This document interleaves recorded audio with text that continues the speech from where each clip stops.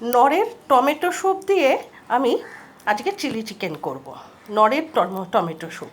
এই দেখুন, আমি একটু উষ্ণ গরম জলে এক প্যাকেট, মানে ওই 10 টাকার যে প্যাকেট পাওয়া যায় সেই প্যাকেটের এক প্যাকেট আমি উষ্ণ গরম জলে গুলে নিয়েছি। এখানে আদা রসুন পেঁয়াজ কাঁচা লঙ্কা সব বেটে নিয়েছি। হ্যাঁ, আর এইখানে নিয়েছি দেখুন ক্যাপসিকাম ডুমো ডুমো করে কেটে নিয়েছি, পেঁয়াজ, টমেটো এগুলো কেটে নিয়েছি। এবারে এই চিকেনটা কিন্তু আমি পকোড়া করিনি। চিকেনটাকে আমি নুন হলুদ দিয়ে তেলে ভেজে নিয়েছি। এবারে এগুলো কি করব জানেন? প্রথমে আমি দেবো একটু চিনি দেবো, কড়াই তেল দিয়ে চিনি দেবো, চিনি দিয়ে তারপরে এই মশলাটা কষে নেব। তারপর মধ্যে ক্যাপসিকাম পেঁয়াজ টমেটো সব দিয়ে ভালো করে ভাজা ভাজা করব।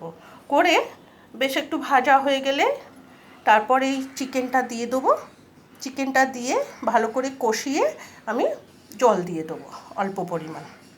যখন হয়ে আসবে, যখন তরকারিটা তৈরি হয়ে যাবে, চিলি চিকেনটা তৈরি হয়ে আসবে, তখন আমি এই নরের স্যুপটা দিয়ে দেবো, টমেটো স্যুপটা দিয়ে ভালো করে নাড়িয়ে চাড়িয়ে 2-3 মিনিট ফুটিয়ে রেখে দেবো।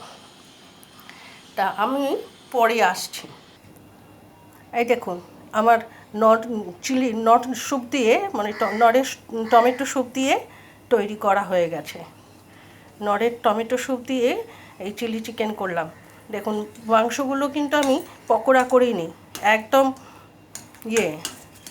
এমনি সামান্য একটু তেলে, অল্প তেলে ভেজে নিয়েছি। এতে কি হলো বলুন তো, তেলটাও কম খাওয়া হলো। না হলে পকোড়াতে তেল লাগে, তারপরে এই তো রান্নাটা করতেও তো তেল লাগে, প্রচুর তেল লাগে, তেলটাও কম বেশি খাওয়া হয়ে যায়। ওই জন্য আমি এইটাই করলাম। মেয়ে এটা খেতে খুব ভালোবাসে, আমারও খুব ভালো লাগে। আপনারাও বাড়িতে একবার করে দেখবেন, খুব ভালো লাগবে। আর এই গরমে আমার মেয়েটা একদম আপত্তি করছিল, এসব করতে যেও না মা। তাও আমি করলাম যে না, একটু করি, মেয়েটা খাবে।